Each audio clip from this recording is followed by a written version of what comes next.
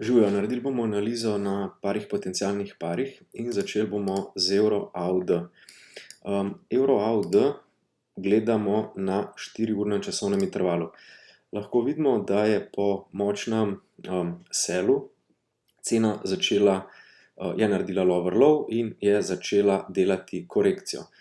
Korekcija je v tem primeru zelo šibka, tako da poglejmo, kaj se dogaja na 1-urnem časovnem intervalu.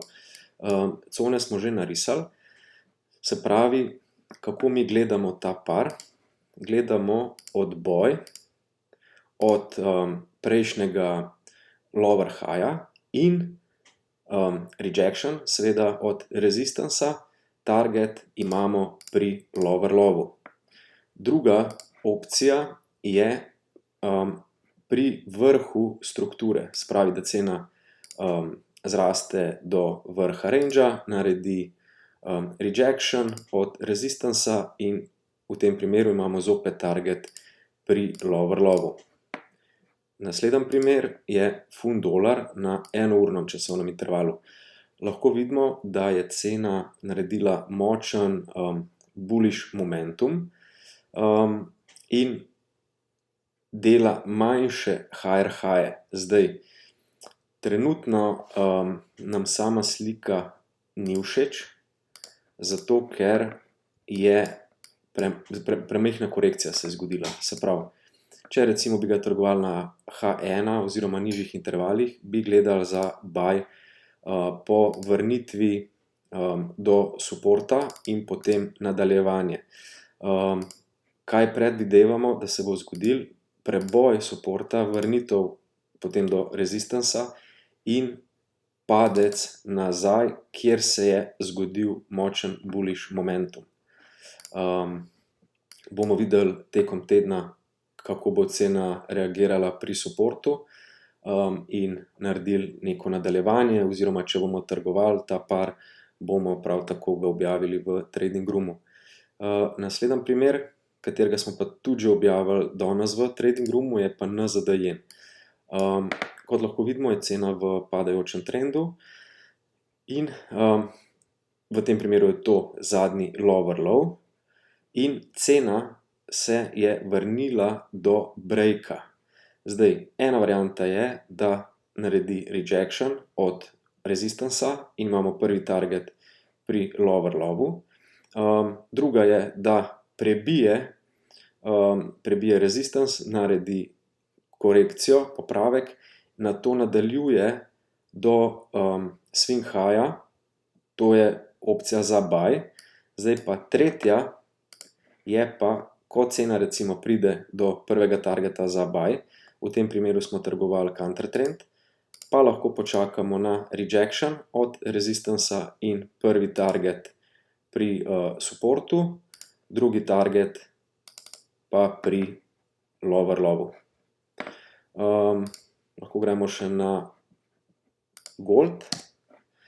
Gold je prav tako naredil močen bullish momentum, dela manjše higher highe. Zdaj na nižjem časovnem intervalu ga lahko trgujemo, ko se cena vrne do supporta, naredi rejection in potem nadaljuje v naraščajočem trendu. Zdaj, če pa pogledamo na 4-urnem časovnem intervalu, pa lahko vidimo, da je recimo cena začela, odbila se je od supporta, prav, bila je ena točka, druga točka, tretja točka, potem se je zgodil preboj, higher high, higher low, higher high, higher low in sedaj je higher high v nastajanju, mora se pa zaključiti in narediti higher low. Zdaj, higher low se lahko naredi tukaj, lahko se naredi tukaj, lahko se pa cena dejansko vrne do v bistvu official zadnjega higher higha, ker v tem primeru je še vedno to higher high in ne to, in od tukaj nadaljuje nazaj gor, oziroma je to false breakout oziroma false higher high, cena se vrne, prebije higher low in nadaljuje do močnega supporta, ki je na H4 in seveda tudi na daily time frame. Zdaj tudi kripto, glede na to, da je exchange propadel, je cena dejansko pri vseh kriptovalutah padla. Mi osebno veliko raje trgujemo Forex kot kripto, zato ker je veliko manj manipulativen. Se pravi, pri kriptu je tako, da ima peščica večino kovancev in se lahko odloča, ali bo prodala ali bo kupila, in tako manipulira samo ceno na trgu. Zdaj, kakor lahko vidimo pri BTC USD na 4-urnem časovnem intervalu, je cena pod strukturo, se pravi je v čistem padajočem trendu.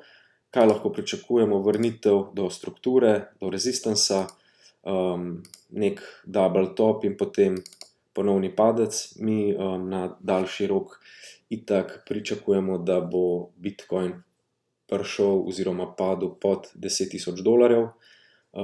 Takrat ga bomo tudi gledali dejansko za nakup, ne samo Bitcoin dolar, ampak tudi ostale potencialne,